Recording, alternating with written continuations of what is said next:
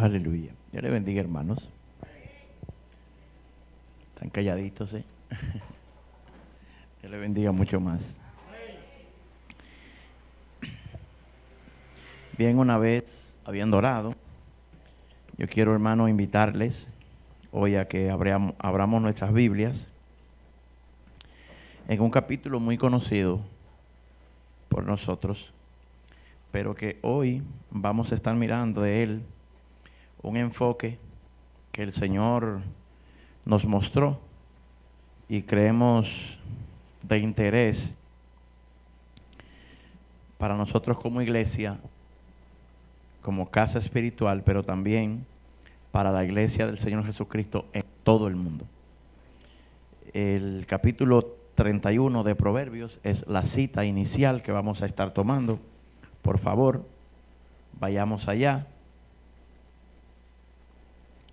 Proverbios 31. Voy a esperar que usted pueda tenerlo a mano para que vayamos leyendo, de tal manera que lo que hoy vamos a enseñar se constituya en una primera parte de este tema. O sea, el tema es bien extenso y hoy, hasta donde nos alcanza el tiempo de la hora que tenemos disponible, vamos a estar hablando de algo muy interesante en el capítulo 31 de Proverbios. Vamos a leerlo en el verso 10 en adelante, para la gloria y la honra de nuestro Dios, en el nombre de su Hijo Jesucristo. Amén. Dice el verso 10: Mujer virtuosa, ¿quién la hallará? Porque su estima sobrepasa largamente, a la de las piedras preciosas. El corazón de su marido está en ella confiado y no carecerá de ganancias. Le da ella bien y no mal. Todos los días de su vida busca lana y lino, y con su voluntad trabaja con sus manos. Es como nave de mercader, trae su pan de lejos. Se levanta aún de noche y da comida a su familia y ración a sus criadas. Considera la heredad y la compra, y planta viña del fruto de sus manos. Ciñe de fuerza sus lomos y esfuerza sus brazos. Ve que van bien sus negocios, y su lámpara no se apaga de noche. Aplica su mano al uso y sus manos a la rueca. Alarga su mano al pobre y extiende sus manos al menesteroso. No tiene temor de la nieve por su familia, porque toda su familia está vestida de ropas dobles. Ella se hace tapices de lino fino y púrpura, es su vestido. Su marido es conocido en las puertas. Cuando se sienta con los ancianos de la tierra, hace telas y vende, y da cintas al mercader. Fuerza y honor son su vestidura, y se ríe de lo porvenir. Abre su boca con sabiduría, y la ley de clemencia está en su lengua. Considera los caminos de su casa, y no come el pan de balde. Se levantan sus hijos, y la llaman bienaventurada, y su marido también la alaba. Muchas mujeres hicieron el bien, mas tú sobrepasas a todas. Engañosa es la gracia y vana la hermosura. La mujer que teme a Jehová, ésta será alabada. Dadle del fruto de sus manos, y alábenla en las puertas sus hechos. Señor, gracias por tu palabra. Nosotros hoy queremos escuchar que nos enseñes, Padre, tu santo consejo, que nos instruya, Señor, que nos dirija, Señor, que nos muestres aquellas cosas que tú deseas, Rey de Reyes, que como tu iglesia que somos, Señor, podamos ver en tu palabra, Señor. Hoy, Espíritu Santo, nosotros confiamos en que Tu palabra revela tu santo consejo, Señor. En tu mano estamos, Padre, en el nombre de Jesús. Amén. Bien, hermanos, hoy vamos a iniciar en todo el capítulo que ya les leí, una serie de temas que le vamos a titular, si usted es de los que escribe, lo anota allí, ropas espirituales para la iglesia de Jesucristo. Ese es el tema. Hoy es la primera parte. Ropas espirituales para la iglesia de Jesucristo. Ustedes saben que los estudios, estos espacios de los lunes, son para afirmar conocimiento. Muchas veces recordamos, otras veces aprendemos nuevos principios. Pero entonces en el día de hoy, así al igual que como se ha hecho en otros momentos, por ejemplo, una serie que nos ha estado dando mucho alimento espiritual sólido, es la de Un Nuevo Hombre, que ya va, si no mal recuerdo, cerca de la 10ª parte, ¿verdad que sí, hermano Emilio? La 9ª, ok. La última parte fue la 9ª parte, porque en estos ambientes no es andar a la carrera, sino es traer una palabra que podamos nosotros dilucidarla de tal forma que se pueda sacar la sustancia y poner en práctica lo que dice la Escritura. Amén.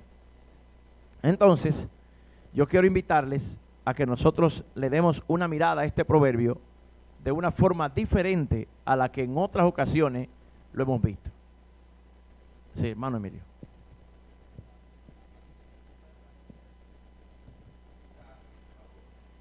Bueno, los anfitriones me recibieron así. Mire, hermana Yocasti, póngalo. Vamos a aprenderle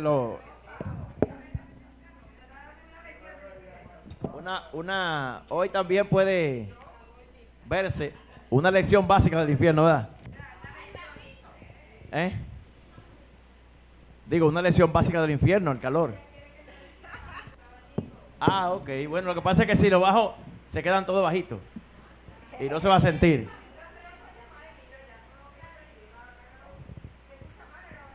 No. Eso entra derecho a la... Sí. Ok, eso es un anuncio patrocinado por los abanicos. Pero déjeme ponérselo un poquito más, quizás aquí en el 4. Ahí sí, ¿verdad? Ahí está en el 4 ya. Ok. Vamos a entrar entonces en la definición. Como le explicaba, hasta el momento de hace unos días, a mí me pasaba igual que como a todos ustedes, al leer Proverbios, capítulo 31. Cuando uno lo lee, automáticamente nos llega a la mente una mujer, ¿verdad? Una mujer que tiene cualidades, una mujer que tiene tantas cosas que resalta el capítulo. Pero hace días atrás, estando en un momento de ministración, el Señor me permitió ver algo que a mí me pareció interesante. Yo lo comenté con el hermano Emilio, y el hermano Emilio me dijo, es bueno tratarlo, esto ya a forma de enseñanza, porque este mensaje yo lo prediqué, pero en forma de predicación. Ahí aprovecho para explicarle algo. Una cosa es predicar y otra es enseñar. Usted puede enviar un mensaje y a veces uno predica y enseña, porque ya con la formación que uno tiene, pues entonces uno se ocupa que aunque predique, la predicación te deje una enseñanza. Pero entonces en estos días de los lunes, es más compartiendo esta palabra de forma quieta, meditar en ella, pensar en ella. Pero bueno, en resumen de mi introducción, lo que les quiero enseñar es que cuando usted y yo leemos el Proverbio 31 y escuchamos la frase, mujer virtuosa, automáticamente pensamos, por ejemplo, yo pienso en mi esposa, en cómo Dios me ha premiado con ella con cualidades de mujer virtuosa. Pienso también en algunas hermanas de la iglesia que tienen cualidades de una mujer virtuosa, que tienen requisitos que menciona el capítulo. Pero hoy yo quiero que nos alejemos un poquito en la mente de esta figura. O sea, soltemos un poco la figura de la mujer que tiene cualidades lindas, de la hermana que se porta bien, que trabaja duro para la iglesia, etcétera, etcétera, etcétera. Y miremos esta porción con el enfoque que yo le voy a plantear. Para planteárselo, no quiero planteárselo porque yo quiero, sino vámonos a la Biblia. Vámonos a Génesis capítulo 3. Génesis 3 nos presenta un escenario.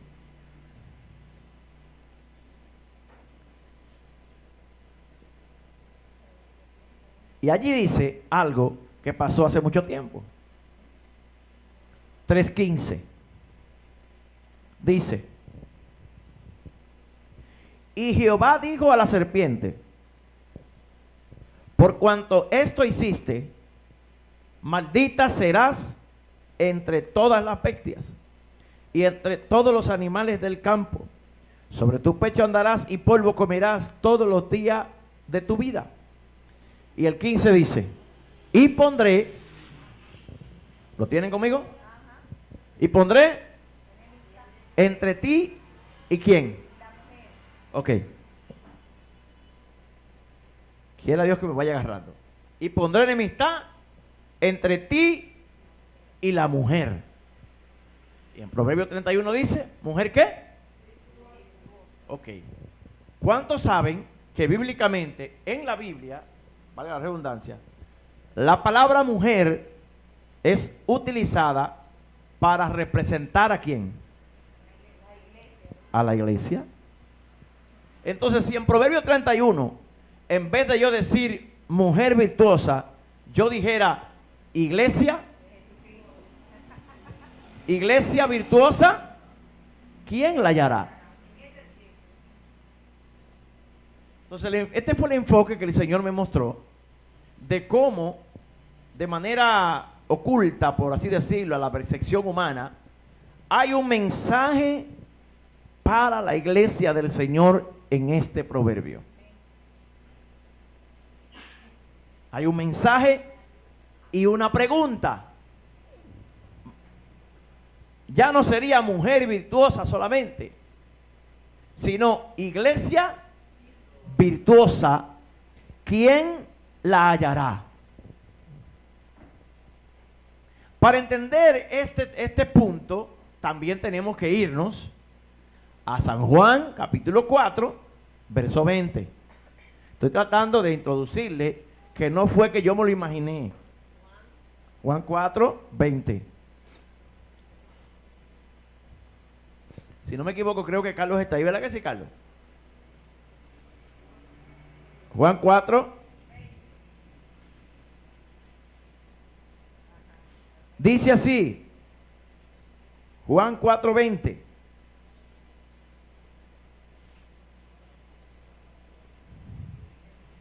Nuestros padres adoraron en este monte, y vosotros decís que en Jerusalén es el lugar donde se debe adorar. Jesús le dijo a la mujer, Jesús le dijo: mujer, créeme que la hora viene cuando ni en este monte ni en Jerusalén adoraréis al Padre. Vosotros adoráis lo que no sabéis, nosotros adoramos lo que sabemos, porque la salvación viene ¿de quién? Ok, atención al verso 23. Mas la hora viene y ahora es cuando los verdaderos adoradores adorarán al Padre en espíritu, porque también el Padre tales adoradores busca que le adoren. Y en Proverbios 31 dice: mujer virtuosa, ¿qué? ¿Quién la hallará?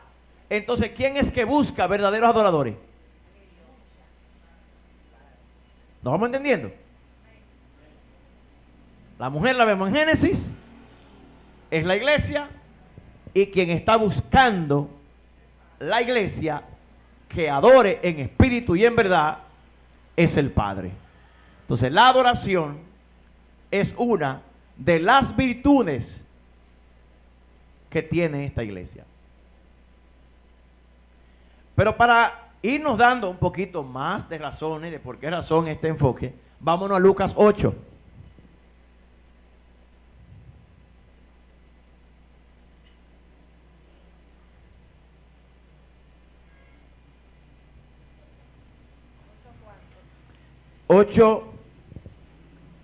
Vamos a tomarlo desde el verso 40. Cuando volvió Jesús, les recibió la multitud con gozo, porque todos le esperaban.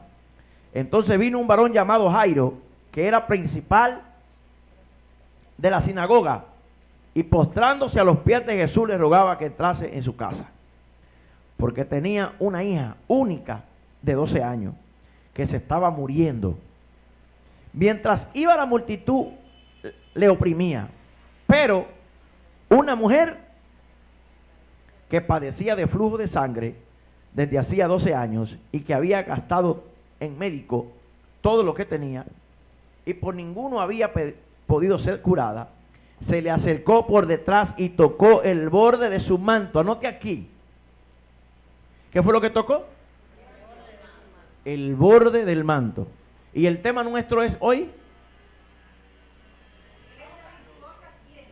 No, el tema original es ropas espirituales para la iglesia de Jesucristo.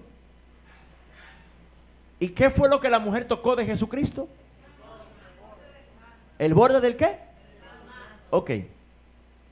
Dígame si lo estoy guiando bien. Y al instante de ella tocar el borde del manto del maestro, ¿qué pasó?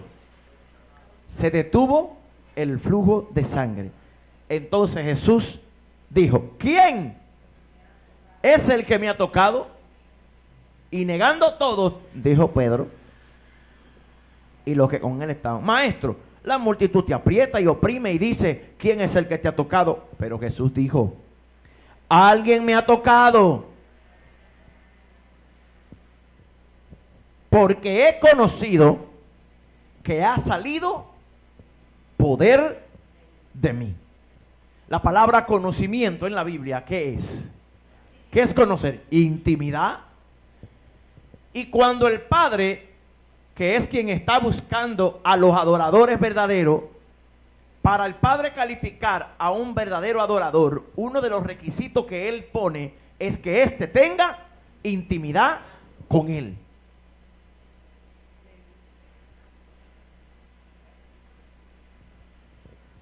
Entonces, iglesia, lo que aquí está tratando de mostrarnos el Señor es que más allá de ver a una mujer que se porta bien en el Proverbio 31, el Señor nos está mostrando cuál es la iglesia que Él viene a buscar.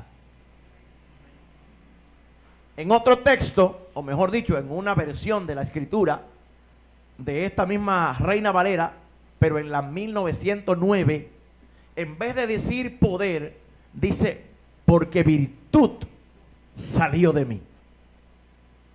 Entonces yo tengo aquí, investigué unas palabras para que usted y yo podamos ser edificados. Y es que la palabra virtud significa un atributo positivo de un individuo.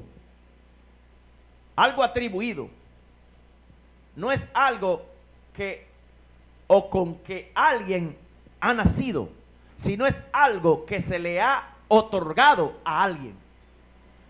¿Por qué? Por haber sido valorado por una autoridad superior como digno de tener eso.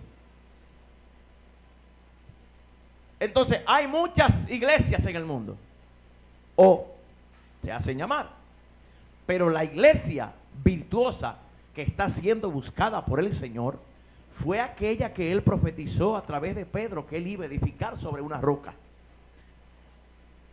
Aquella que las puertas del Hades no prevalecerían contra ella. Aquella que recibiría las llaves del reino de los cielos. Aquella que, si usted lee y se da cuenta, aún con su con su apariencia externa, o mejor dicho, con lo visible de ella, la gente sería tocada y sería salvada. Por eso no dude en que usted vea a un Pedro que con su sombra se sanaban los enfermos. No dude que usted vea a un Pablo que con el pañuelo de él secarse el sudor mientras trabajaba en la cárcel, le enviaban a los enfermos y los enfermos eran sanados. No se sorprenda usted ver a un Jesús caminando en la calle y una mujer que se enteró que él venía por el lugar, tocó el borde. El borde fue que él tocó. Pero esta mujer tenía teoría bíblica. Porque, según dicen los investigadores, ella no tocó cualquier lado del vestido. Los rabinos, y Jesús era un rabino, o sea, como joven, él practicaba el rabinato, usaban una vestidura larga. Y en cada extremo de la vestidura, los rabinos utilizan uno de los nombres claves de Dios. Por ejemplo, en un lado está Jehová Jireh, en otro lado está Jehová Nisi. Bajando al borde allá. Cada lado del vestido tiene... Y la mujer tocó el borde que dice Jehová Rafa. ¿Y qué es Jehová Rafa? Jehová mi sanador. Y Jesús venía ungido. ¿Y de dónde que cae la unción? En la cabeza. ¿Y quién es la cabeza? Jesús. Entonces el Padre está buscando la iglesia virtuosa. Él es el que la va a hallar.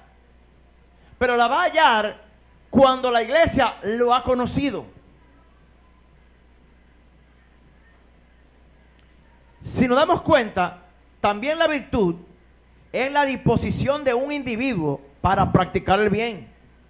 No es solo una característica, es una verdadera inclinación. Las virtudes son todos los hábitos constantes que llevan al hombre al camino del bien. Hay diferentes usos de este término y hay varios ejemplos de virtud que están relacionados con la fuerza, la paciencia, el coraje, el poder de actuar, la eficacia de uno o la integridad de la mente. Escuche bien, la virtud es un concepto que se refiere a la conducta del ser humano cuando hay una perfecta adaptación entre los principios morales y la voluntad humana. Hay virtudes intelectuales que están ligadas a la inteligencia y hay virtudes morales que están relacionadas con el bien. La virtud intelectual consiste en la capacidad de aprender el diálogo, reflexionarlo y buscar de él el verdadero conocimiento. Mire una cosa, quiero pararme aquí. En muchos de nosotros el problema radica en que al no entender lo que la palabra del Señor nos dice, uno de los déficits que tenemos es que no somos efectivos en obedecer lo que Dios nos está pidiendo, porque es que simplemente no tenemos la diligencia para saber cómo se pone en práctica lo que me están enseñando. Un ejemplo práctico. ¿Qué dice la Biblia? Que Dios quiere de sus hijos. Que seamos ¿qué? Santos. Porque Él es ¿qué? No es lo mismo yo saber que Dios quiere que yo sea santo a yo hacerme la pregunta, ¿cómo llego a ser santo? Ahí es donde está el asunto. Y es donde mucha gente se pierde en decir, yo soy santo porque Dios dijo que hay que ser santo, pero está diciendo la palabra solamente. Ahora, a la hora de poner la santidad en práctica y de procurarla para nosotros mismos, hay una situación interna que se da de renuncia, de conciencia, de resistencia, de rechazar lo que es la tentación de no ser santo sino inmundo, de contaminar al cuerpo de Cristo que es usted. Entonces miren lo que implica la virtud. Y Jesús personifica y dice, lo que sanó a quien me tocó no fue otra cosa sino la conciencia espiritual y la diligencia que yo he mostrado en hacer lo que el Padre mandó. Por eso no es Dios decir, libre en el nombre de Jesús. No es eso. Es que cuando yo diga, libre en el nombre de Jesús, mi vida honre ese nombre. Porque aquellos que vivimos una vida de agradar a Dios en privado, entonces Dios traerá sobre nosotros una recompensa pública. Por eso usted ve gente que hacen lo mismo que usted hace, oran, leen la Biblia, vienen al culto. Es más, incluso pueden hasta quizás, externamente hablando, diezmar más que usted, ofrendar más que usted. Pero simplemente usted tiene un corazón que Dios lo encontró. Y no digo que lo otro no esté bien. Hay que diezmar, hay que ofrendar, hay que orar, hay que leer la Biblia. Pero ¿cuál es la disposición que tienes tú y que tengo yo a la hora de que Dios me dice, entrégamelo, dame eso? Muchos de nosotros hay áreas en nuestras vidas que nosotros le decimos, no, Señor, lo que pasa es que eso me gusta.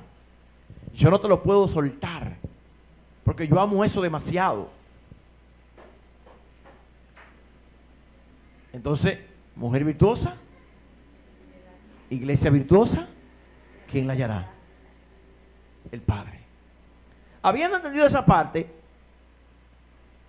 yo encontré, para pasar al siguiente verso, o a la siguiente parte del verso, que hay dentro de las virtudes, virtudes cardinales y virtudes teologales. O sea, hay virtudes que estudian lo que es entender a Dios. No sé si me doy a entender. El punto que busco aquí es que usted sepa qué es lo que Dios quiere en realidad de usted. Ama a tu prójimo como a ti mismo. ¿Se oye lindo esa palabra, verdad que sí? Ahora, ¿qué Dios dice cuando te dice eso? Es duro, hermano, que usted tenga que amar al que lo está odiando. Es duro, hermano, que usted tenga que hablar bien de quien está hablando mal de usted. Es duro, hermano, que usted tenga que perdonar a alguien que quizás le mató a alguien. El caso de Gigi Ávila, que tuvo que perdonar al asesino de su hija. Nosotros lo escuchamos ahora y decimos, wow, qué hombre tremendo de Dios. Perdonó al asesino de su hija, pero hermano, y si a nosotros que nos matan la hija, o nos matan el hijo, o nos matan el esposo, o nos matan la esposa, nos pisan el callo a nosotros. Es tanto así, yo recuerdo una vez que fui a una actividad cristiana, y tocó que la fila de entrar a registrarse en el hotel era en el Tetero del Sol. ¿Ya usted sabe lo que comenzó a salir en esa fila? ¿Qué comenzó a salir? Pestes por esa boca, porque esta gente no se organiza. Cristiano. O sea, y tenemos que darle quizá el crédito a que no se organizaron. Pero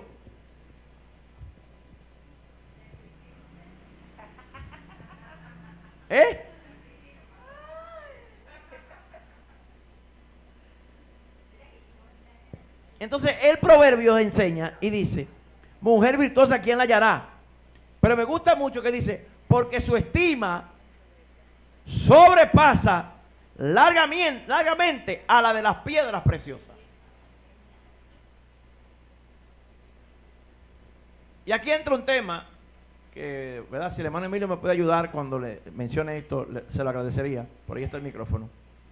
En cómo la iglesia puede estar en pie, en identidad y tener una autoestima de lo que ella es y representa, para entonces no vender su primogenitura por un plato de lentejas. Es una pregunta, hermano. ¿Cómo uno puede tener esa autoestima correcta en Cristo? Bueno, esta noche vamos a aprender dos cosas. Ese pasaje es la primera vez que vamos a conocer la profundidad de revelación que tiene ese pasaje. Porque recordemos que la Biblia enseña, y por eso compara la iglesia con el matrimonio. Y nosotros esos dos conceptos los vamos a aprender hoy. La estima es la valoración, pero para usted valorarse, usted tiene que saber quién usted es. Ahora, fíjese en este pasaje de Efesios, que dice, porque el marido es cabeza de la mujer. Y dice ahora la dimensión, así como Cristo es la cabeza de la iglesia. Ahora, fíjese lo que pone, que no debía ponerlo, la cual es su cuerpo. Su cuerpo. Quiere decir que él mismo pone la dimensión de lo que es la iglesia. La iglesia tiene la misma naturaleza del Cristo. Por tal razón, entre la iglesia, en la iglesia y Cristo no hay diferencia. Al nosotros no valorar esa posición, nosotros entonces miramos nuestra relación con Dios como algo tradicional, como una acción, y no es una acción. Es algo que está conectado a la cabeza con todos los ligamentos, con todas las situaciones de la cabeza, porque como yo decía el otro día, la iglesia de Jesucristo es el cuerpo de Jesucristo. Por tal razón, la iglesia no es un grupo de personas. Es más, la iglesia no es humana. La iglesia es espiritual. Porque dice ahí el primera de Proverbios, primera de Corintios 6:17. El que se une al Señor, una esposa con él. Es lo que dice. Un espíritu. O sea, fíjate cómo entonces realza la esencia, el ADN de lo que nosotros debíamos ser como el cuerpo de Cristo. Amén.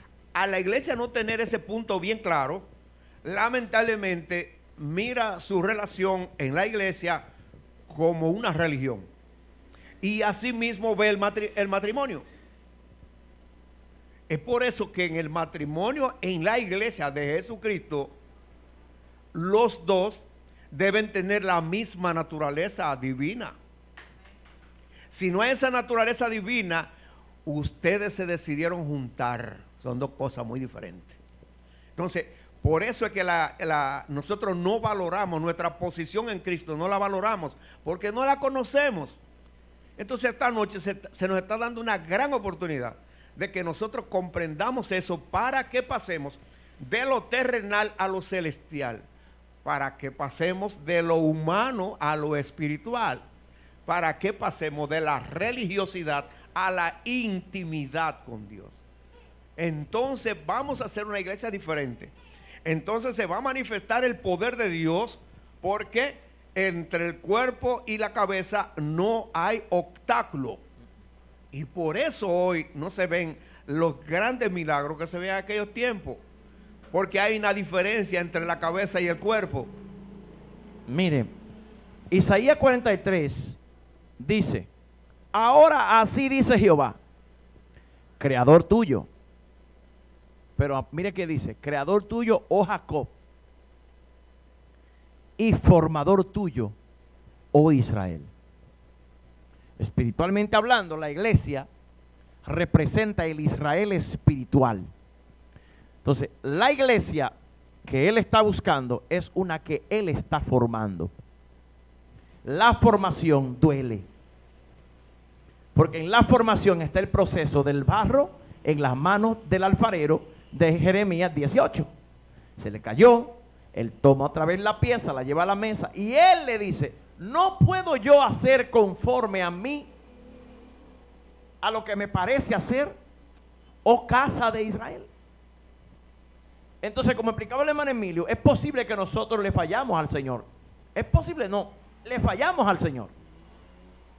Pero cada vez que nos caemos, es una oportunidad que Él nos da de, si nosotros queremos, entender que Él está en la total disposición de recogernos del suelo. Lo que pasa es lo que dice el pasaje. Ahí nosotros vemos dos personajes, pero es una sola persona.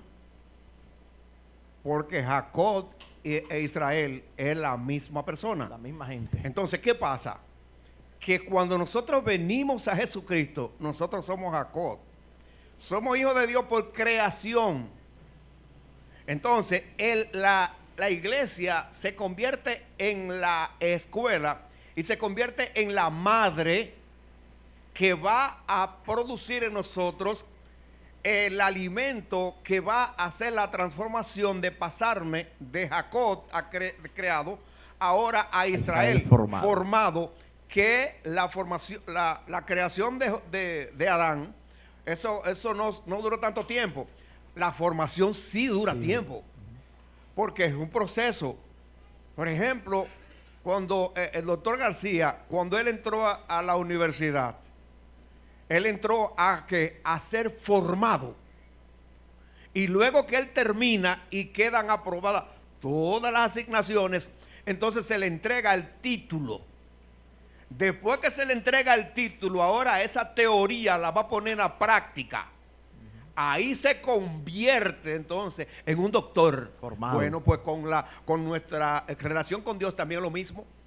Cuando nosotros llegamos aquí, por eso es que estamos en manos de curadores y tutores para ser curados y para ser entonces adoptados, para llevarlo a ser discípulo de Cristo, y se convierten entonces así en el cuerpo de Cristo. Amén. Eso hay que entenderlo claramente. Entonces, esta noche estamos teniendo una gran oportunidad que debemos valorarla. No solamente oírla aquí, no, después escuchar otra vez. Porque esto es de vida o muerte. Para que nosotros definamos nuestra posición de cuerpo de Cristo. No podemos conformarnos con decir que somos iglesia de Jesucristo desde que nos arrepentimos. Y mire ahora algo, tenemos que pasar a ser cuerpo. Mire algo, hermano Emilio. Usted está hablando del cuerpo y todavía no hemos llegado a las vestiduras. Oiga bien, estamos hablando del cuerpo de Cristo, que váyase a la figura de Dios creando el muñeco allá en el Edén. Formó el cuerpo.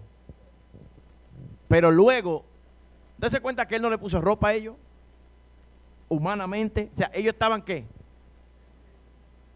Pero estaban vestidos, porque ellos no se veían desnudos. Ellos andaban caminando. Ellos estaban descubiertos, es la palabra. Descubiertos físicamente, pero estaban vestidos espiritualmente. Porque cuando ellos caminaban, los animales, la creación, no veían a alguien descubierto. Veían la gloria de Dios caminando en dos figuras. ¿Cuándo será el día que usted camine por la calle y la creación misma y los espíritus que no están en el mundo visible vean a un hombre y a una mujer que está caminando expresando la gloria de Dios en la tierra? Pero usted leyó ahorita el pasaje de la mujer del flujo de sangre. Sí.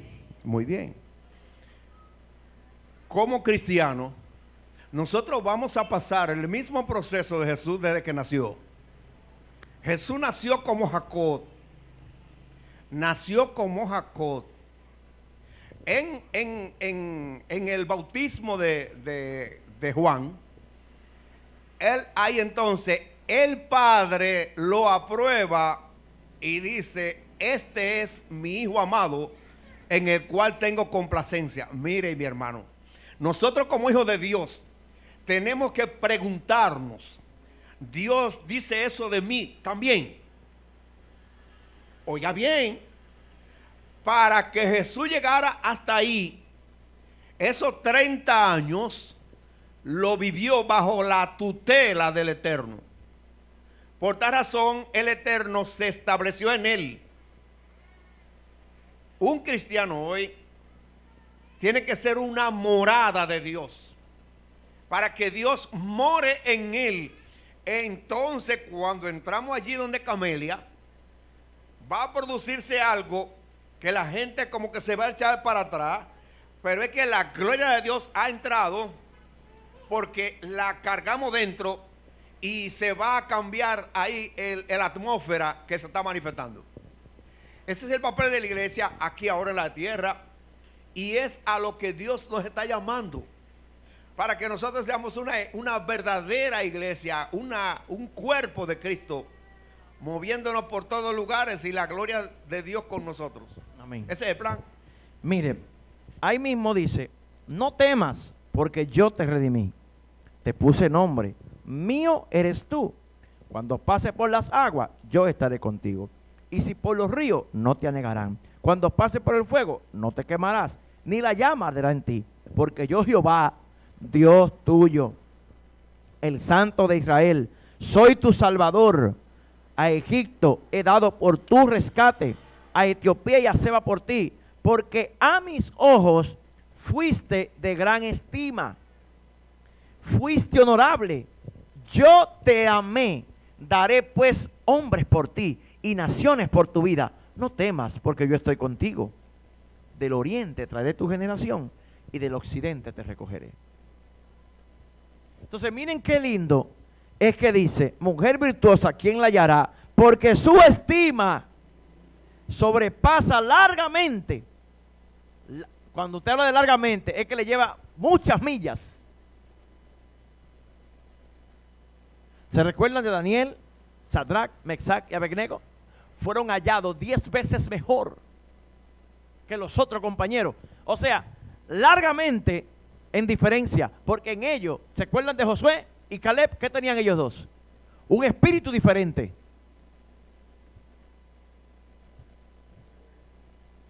Hay que notar que Sadrach, Mesach y Abednego, ¿qué comían ellos? Alimentaban el hombre espiritual. Así también hoy. Si yo alimento al hombre espiritual, yo voy a caer en el fuego y no me voy a quemar. Voy a pasar por las aguas y no me van a negar. Porque no me rijo por el hombre humano, sino por el hombre espiritual. Ahora, eso se opera cuando hay una fe firme y sana. Hay que definir la fe genuina de la distinta fe que la gente ha inventado. Así es. Hay que definir la fe, la fe que es Cristo en nosotros, la esperanza de gloria, de la creencia humana, de las teorías, de los conceptos, las interpretaciones. Miren, hermano, yo meditaba en algo que se dice mucho. Alguien me preguntó, ¿y por qué hay tantas iglesias? Lo que pasa es que hay personas que bajo sus conceptos e interpretaciones dicen, yo creo esto y yo defiendo esto. Pero la iglesia de Cristo, en vez de dividir, multiplica. ¿Por qué? Porque la iglesia de Cristo, todo lo que ella hace, la hace apegada a los principios que el Padre le ha establecido. Mire más. Dice el verso siguiente, en este caso estamos leyendo el verso 11. Miren qué dice. ¿Lo pueden leer conmigo? El corazón de su marido está en ella, ¿qué? Confiado, y no carecerá de ganancia. Aquí hay mucha tela por donde cortar, y creo que sería hoy nuestro punto de concluir por el día de hoy. El hermano Emilio tocó un punto en Efesios que dice que Jesús, Dios, ejemplifica la relación del hombre y la mujer con la relación de Cristo y la iglesia. Yo no quiero que usted me crea a mí. Yo quiero que leamos la Biblia, donde dice que Jehová es el marido de la iglesia. Porque yo le puedo decir, mire, porque se escucha bonito, ay, Jehová es mi esposo. No, aquí lo dice. Isaías 54 dice, regocíjate, oh estéril, la que no daba a luz. Eso éramos nosotros sin Cristo. Seres estériles. Levanta canción y da voces de júbilo, la que nunca estuvo de parto, porque más son los hijos de la desamparada que los de la casada, ha dicho Jehová. Ensancha el sitio de tu tienda y las cortinas. Aquí estamos entrando en ropa ya. Estamos entrando en ropa ahora. Y las cortinas de tus habitaciones sean ¿qué? Extendidas. No seas escasa, alarga tus cuerdas y refuerza tus estacas, porque te extenderá a la mano derecha y a la mano izquierda, y tu descendencia heredará naciones y habitará las ciudades asoladas. Mire, hermano, una iglesia bien puesta, bien vestida, bien parada en la presencia del Señor, tiene la autoridad y el poder de provocar que donde hay esterilidad y ruina, haya prosperidad.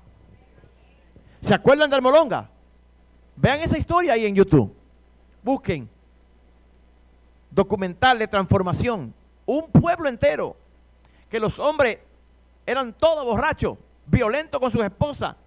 Las cárceles llenas. Hoy en día, por alguien que le creyó a Dios y otros que y se unieron. Hoy en día el Molonga es uno de los pueblos en el mundo que fueron transformados. Y usted va al Molonga y las auyamas son de ese tamaño. Los melones, gigantes. Porque de ser una tierra árida de arena, Dios la convirtió en tan fértil que exportan sus frutos gigantes al mundo entero. Y todos son cristianos. Las cárceles la quitaron y son iglesia. Mire, no temas, pues no serás confundida, verso 4. Y no te avergüences, porque no serás afrentada, sino que te olvidarás de la vergüenza de tu juventud y de la afrenta de tu viudez no tendrás más memoria. Porque tu marido, léalo ahí conmigo, hermano, no soy yo que me lo estoy inventando. Verso 5, porque tu marido es tu hacedor, Jehová de los ejércitos es su nombre, y tu Redentor, el Santo de Israel, Dios de toda la tierra, será llamado. ¿Quién es su marido, hermano?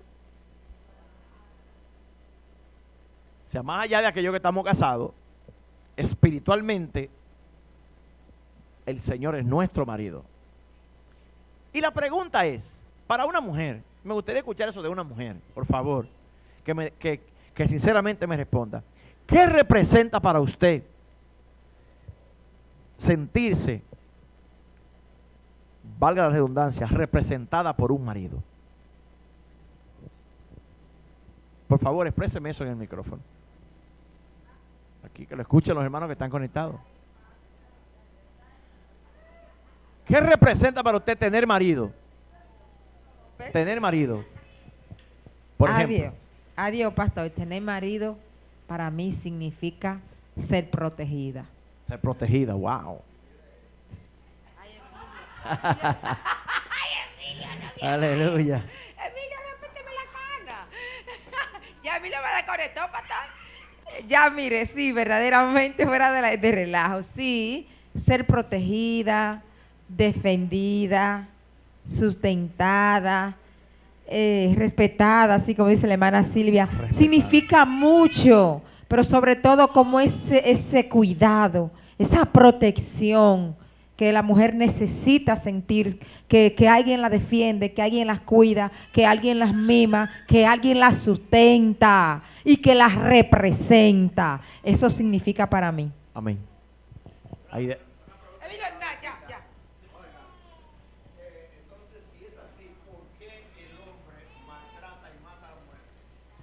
Porque no tiene a Cristo.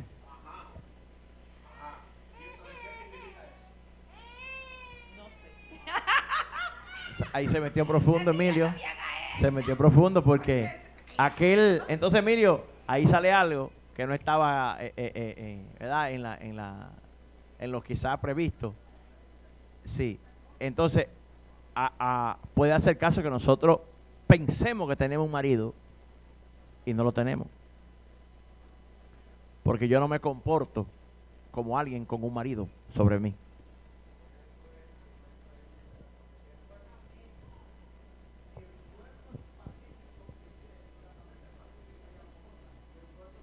El cuerpo tiene que serlo. Si la cabeza es pacífica y amorosa, el cuerpo tiene que ser pacífico y amoroso. Mire, hermano, esta parte yo les aseguro y se lo advierto antes de explicárselo, porque a mí me confrontó. La parte que dice, el corazón de su marido está en ella confiado. Significa que el Señor confía en nosotros. Cuando somos iglesia virtuosa,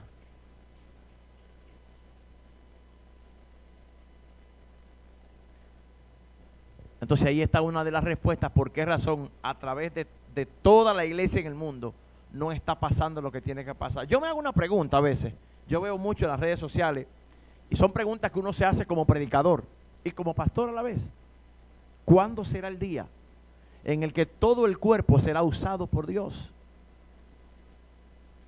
¿Cuándo será el despertar de que cada miembro del cuerpo, que es usted y que soy yo, despertemos a la conciencia de que la unción no reposa sobre el pastor solamente? Pero preferimos mejor engrandecer a un hombre y decir, que Dios usa al hombre de Dios, y amén. Pero ¿cuándo será en el que yo voy a decir, pero si Dios lo usa a él, me puede usar a mí? Pero en el buen sentido me refiero, porque muchas veces lo que hacemos es lo contrario, y es que echamos competencia con el... No. Exactamente. ¿Qué le dijo Moisés cuando dijeron, mira, ahí están ellos profetizando? Y él Moisés dijo, ojalá todos profetizasen. Porque el trabajo se hace más cómodo. ¿Usted sabe por qué posiblemente no hayan otras personas nuevas aquí? Porque usted tendría que entrar en dejarse usar por Dios para que el lugar que usted está ocupando en la silla, alimentándose, lo ocupe otro que tiene necesidad. Ahí se nos baja el gozo de los zapatos. Vengo ahora. Dejo este paquete aquí. Entonces miren que cuando dice aquí, porque su estima sobrepasa, ¿verdad? Ya leímos, dice, el corazón de su marido está en ella confiado, y esta parte es la dura. No carecerá de ganancia. Yo creo que ya esto ustedes se lo saben, porque creo que una de las mesas espirituales que Dios usó, que yo tenga recuerdo y memoria, primero para hablar de esto, fue aquí. Usted va a otro contexto evangélico de creyente, y usted habla de que el evangelio es un negocio, y usted está hablando y metiéndose en terreno apache. Pero yo quiero decirle a usted con mucha responsabilidad, este asunto es un negocio. Ahora le voy a explicar por qué. No me crea a mí. Jesús dijo en Lucas 2, ¿en los negocios? ¿Es un negocio o no es un negocio? Ahora, ¿qué tipo de negocio es? Esa es la cosa. Esa es la cosa. Porque no es el negocio que tienen mucho de lucrarse con la fe. No. Es el negocio de que hace 2000 y tantos de años Dios invirtió. Hermano, no fue sangre de pollo lo que se derramó en la cruz de Calvario. Fue sangre de Cordero Santo, puro y sin mancha,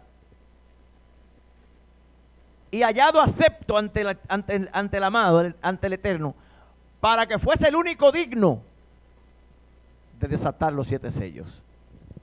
Entonces, ¿cree usted que si Dios invirtió, no querrá él intereses de su inversión?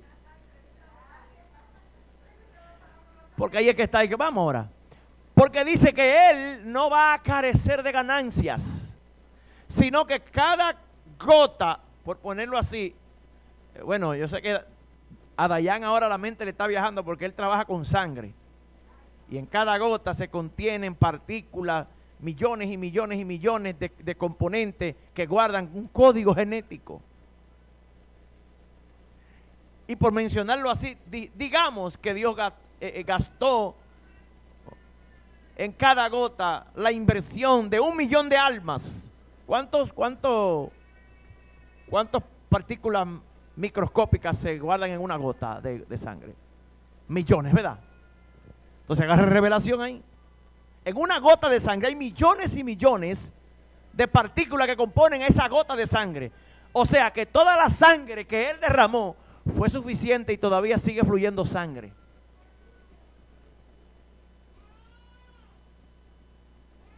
Ahí dice el himno: sangre que me da la paz, sangre que me purifica, sangre que me redime, preciosa sangre. Esa sangre, que nos iríamos a otro aspecto que es muy fantasioso si se quiere, y que no tendríamos ahora mismo, o sea, yo no tendría quizá ahora mismo la la tecnología en mi mano para yo expresarle lo que veo cuando le hablo de esto. Pero en la sangre del Cordero está el tesoro más grande del cielo.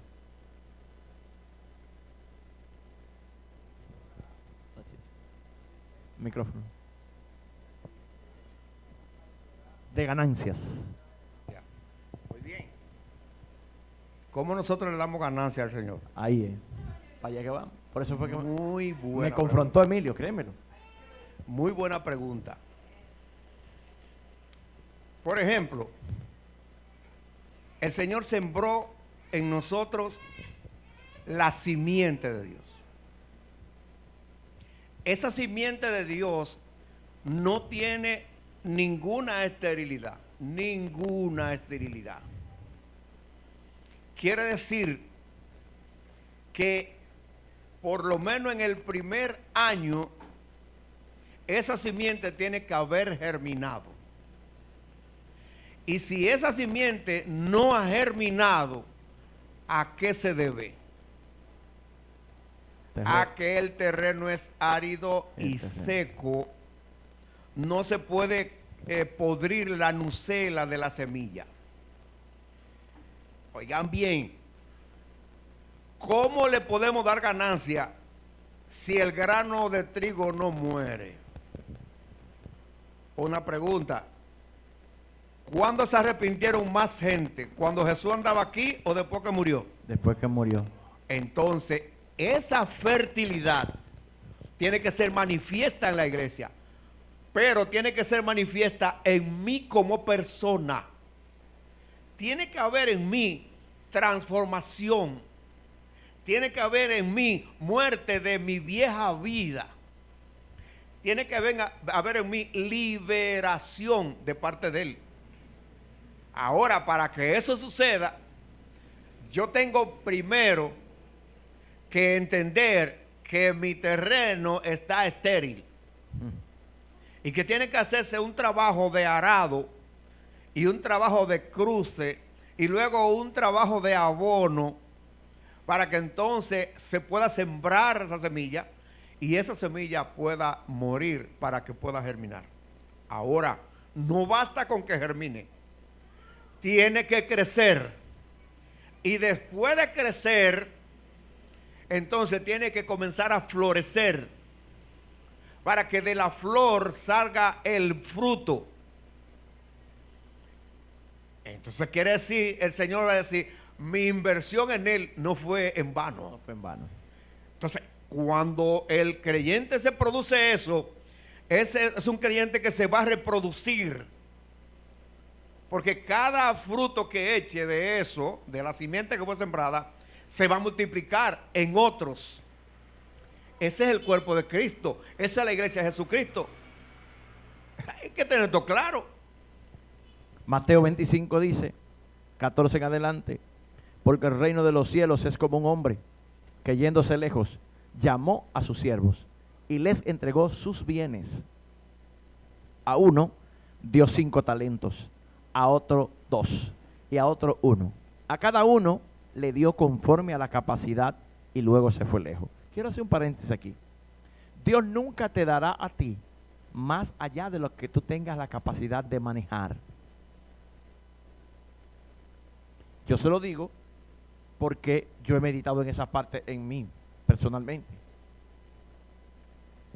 Dios nos da la capacidad de manejar muchas cosas cuando la tenemos y Él sabe que la tenemos.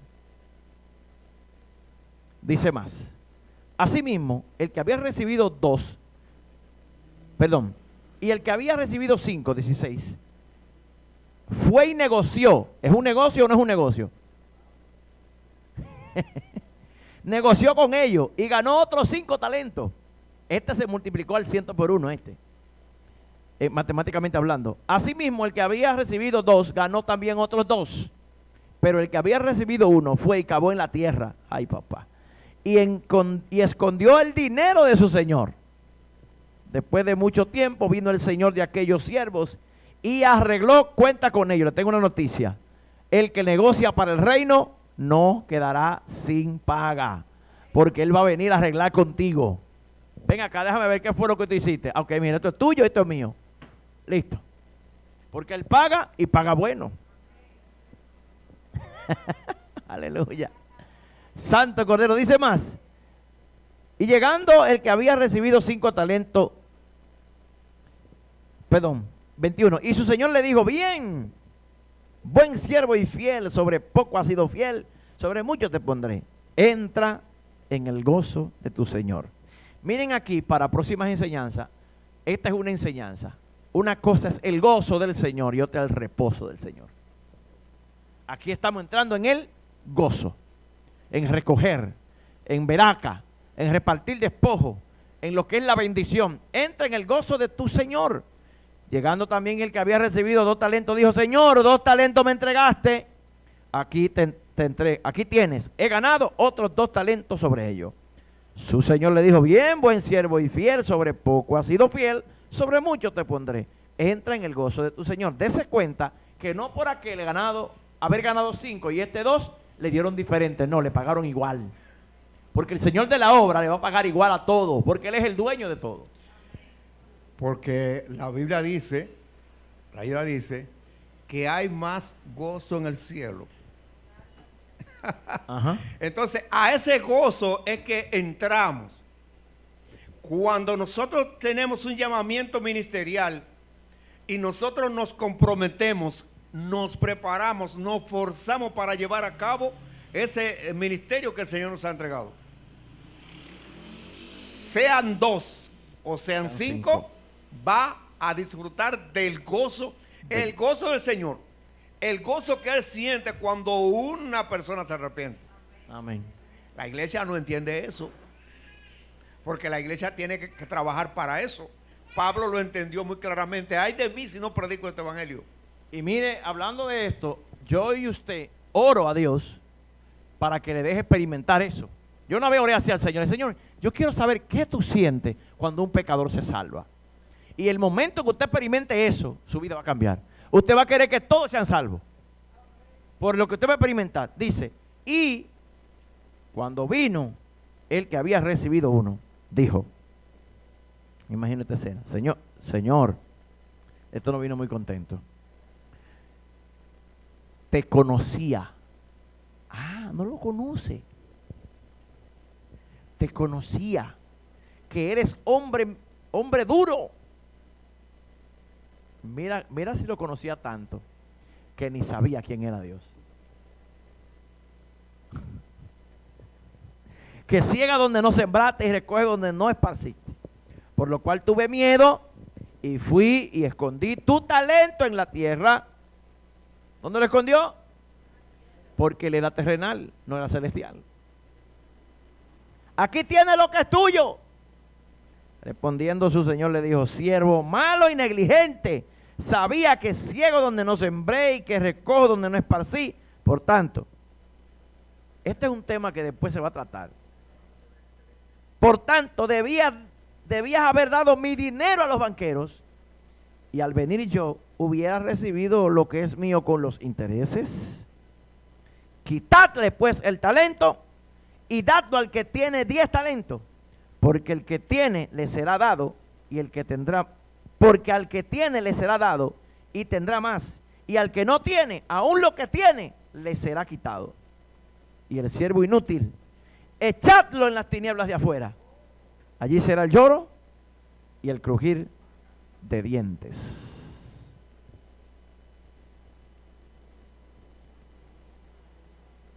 Yo tengo un hermano, tenemos un hermano de la fe, que él me bromea a mí. Y él me dice que yo soy de que la ferretería de Jehová. Digo yo, ¿por qué tú me dices así? Dice, no, porque en la ferretería tú encuentras de todo. Y me dice, yo no he visto cosas que tú no hagas. Tú atate de pastillas, me dice. Canta, predica. Es que Dios lo hace. Porque yo me acuerdo que con dificultad yo prediqué 3 minutos la primera vez. Y era loco ya para que Emilio cogiera el micrófono. Ven, 3 minutos. Y yo, ¿cuánto duré, Emilio? 30 minutos. Dice Emilio, no, 3. Trágame tierra. Pero Dios va perfeccionando a uno, hermano. Poniendo. Ya no me cabe uno más. Le decía al Señor, ya, Señor, aguántalo ahí. No, porque es lo que él sabe, la capacidad, él pone. Y cuando uno es humilde, como dice Chicha, y uno quiere servir, Dios lo pone a uno a hacer cosas que uno ni sabe que la sabe hacer. Que Emilio siempre hace la historia que Juanjo y yo parecíamos dos rezadores cantando. Y Dios pone gracia y uno entona más o menos ahora. Y la gente dice que uno canta lindo. Y que si ellos supieran. Entonces Lucas 2, para concluir por hoy, dice: cuando le vieron, se sorprendieron. Y le dijo a su madre: hijo, ¿por qué nos has hecho así? Y aquí tu padre y yo hemos buscado con angustia de ti. Entonces él les dijo: ¿por qué me buscaban? ¿No sabíais que en los negocios de mi padre me es necesario estar? Mas ellos no entendieron la palabra que les habló. Y descendió con ellos y volvió a Nazaret y estaba sujeto, lo que explicaba Chicha. No es vanagloria. Yo tengo que entender que Dios me usa, ok, pero tengo que estar sujeto. Y su madre guardaba todas estas cosas en su corazón. Y Jesús crecía en sabiduría, en estatura, en gracia. ¡Wow! El que negocia bien crece en sabiduría, en estatura y en gracia para con Dios y los hombres. Aquí puse unas notas para decírselas a ustedes al final. En este punto de la enseñanza debemos detenernos a analizar el principio del negocio. O sea, ¿qué gobierna los negocios de Dios? ¿Qué enfoque bíblico tiene? Si vemos esta definición de la palabra, vamos a encontrar algo. Negocio significa ocupación, quehacer o trabajo. Una gente que está enamorada de Dios no está vago. Está trabajando, busca qué hacer siempre. Siempre está buscando en qué puedo ayudar. Dígame, ¿en qué soy útil? ¿Cuántas veces se ha dicho aquí mismo? Que usted diga, pastor, ¿en qué le ayudo? Porque el pastor no es adivino. Pero si usted dice, yo estoy aquí, pastor, dígame, ¿en qué usted me necesita? Algo aparece. Porque hay mucha mies y pocos obreros. Negociar es pretender algo. Usted no puede hacer las cosas sin intenciones. Es una agencia divina. Aquello es lo que persigue ocuparse con el sentido de lucrarse e interesado en algo. Hermano, tenemos que ser sinceros. Los que estamos aquí que le trabajamos a Dios, lo hacemos por algo. Yo no sé usted, pero yo trabajo por algo aquí. Y yo quiero que lo que por fe fue declarado sobre mí se cumpla. Yo soy salvo, pero la fe sin obra, yo tengo que alcanzar mi salvación y es trabajando a Jehová. Yo soy un siervo de Jehová, a su servicio, donde Él quiera, cuando Él quiera y como Él quiera. Por ejemplo, ayer un día que yo quería estar echándome fresco, con unos pantalones cortos, viendo unos documentales que salieron ahí de la tierra, con un jugo de limón, y se aparece un hamburger bien ñangala fuángala, eso quería yo. Pero ¿dónde estaba yo? El día entero trabajando a Jehová.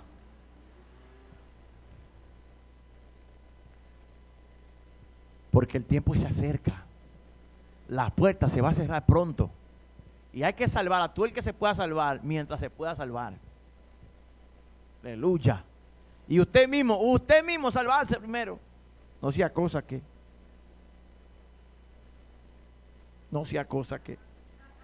Esto es negociar. Trabajar es entonces, en el buen sentido de la palabra, afán, fatiga, labor y obra. Cuando usted trabaja y usted se siente afanado, ¿verdad que está? Pero usted sabe que detrás de ese afán, fatiga y obra, usted tiene una recompensa. O que se vaya Dayan al hospital a trabajar y el 30 le salten.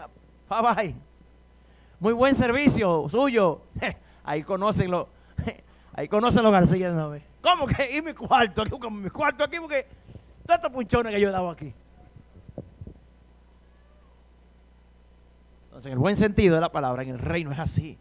No trabaje sin intención. No golpee al aire, golpee con intención para derribar el gigante.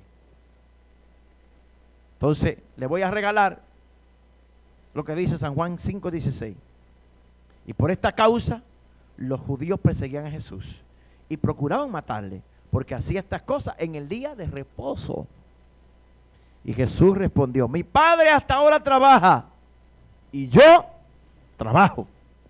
Por esto los judíos aún más procuraban matarle, porque no solo quebrantaba el día del reposo, sino que también decía que Dios era su propio Padre, haciéndose igual a Dios. Si usted es de lo que escribe, anote Génesis 5:29. Nos aliviará de nuestras obras. Deuteronomio 26:7. Aflicción, nuestro trabajo y nuestra opresión. Salmo 73:5. No pasan trabajo como los otros mortales. Salmo 73:16. Cuando pensé saber esto, fue duro trabajo. Salmo 128:2. Que cuando comieres el trabajo de tus manos, te irá bien. Proverbio 22:29. ¿Has visto hombre solícito en su trabajo? Se sentará con los príncipes en la tierra. Él solícito en su trabajo. 24:10, Proverbio. Si fuere flojo en el día del trabajo, ay, ay, ay. Entonces, iglesia, yo sé que queremos más. Yo quiero más, créanmelo. Pero vamos a dejarlo hasta aquí.